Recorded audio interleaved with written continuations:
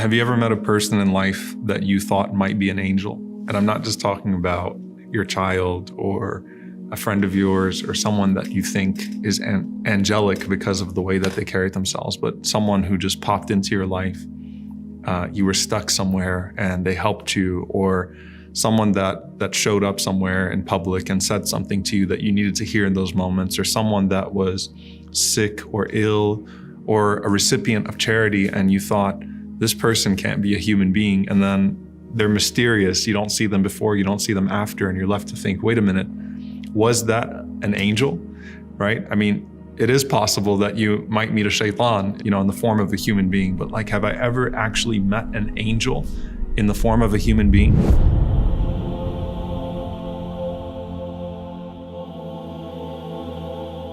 There's a hadith of the Prophet ﷺ where he talks about these three men from Bani Israel. And they were contemporaries, as is made clear in the hadith.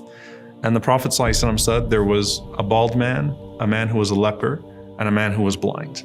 And an angel went to all three of them and asked them, what is it that you want? What is it that you'd want to change about yourself? And the leper said that I would want to have good skin because the people feel an aversion towards me because of my leprosy.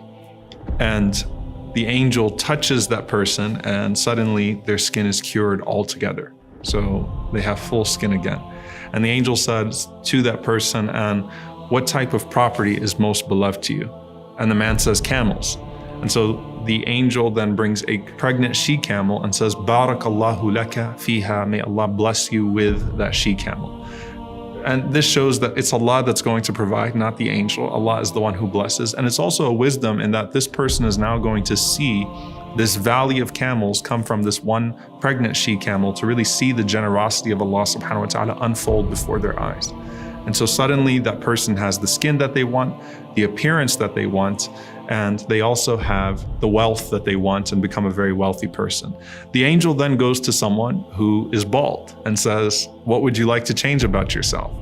And the bald man says that I'd love to have good hair, right? I feel like it would beautify me. I feel like it's what's missing in my life. And so the angel touches that man's head, gives him an angelic hair transplant. You can't find that anywhere in the world today.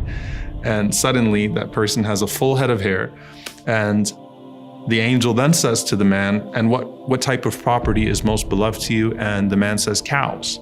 So the same thing happens. A pregnant cow is given and the angel says, Barakallahu laka fiha, may Allah bless you with it. And suddenly he has an entire plot of cows.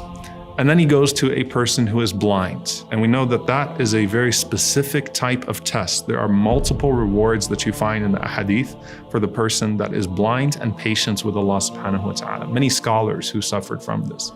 And says to the blind man, what would you like? He said, I'd love to have my eyesight back, my vision back.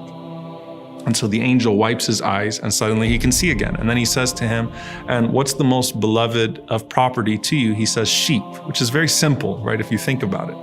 So he's given a pregnant sheep and that gives birth to an entire plot of sheep. And so he's got his entire property in front of him that he can work with and that he can deal with. And so each one has their herd now. And they have their property and they have the appearance that they want and they have the blessings that they want. The Prophet ﷺ says that then the angel comes back to each one of those people in the same human form as they were before. So to the leper, the angel shows up with leprosy, a human being with leprosy that's also poor. To the one who was bald, the angel shows up looking like the person used to look, also poor. And for the one who was blind, the angel also shows up in the form of a blind man that's also needy. And as that angel shows up to each one of them, the angel asks them for support. The leper and the bald man deny that they used to be poor, and they say that, that I earned this, and they basically shoo the man away. And the angel responds in the form of that man and says, aren't you the person that used to be such and such? Weren't you once in need? And that person denies that they were ever poor in the first place. And so the arrogance has overtaken them and they've forgotten the blessing of Allah subhanahu wa ta'ala. So the angel says back to them, if you are lying, then may Allah subhanahu wa ta'ala return you to what you were before.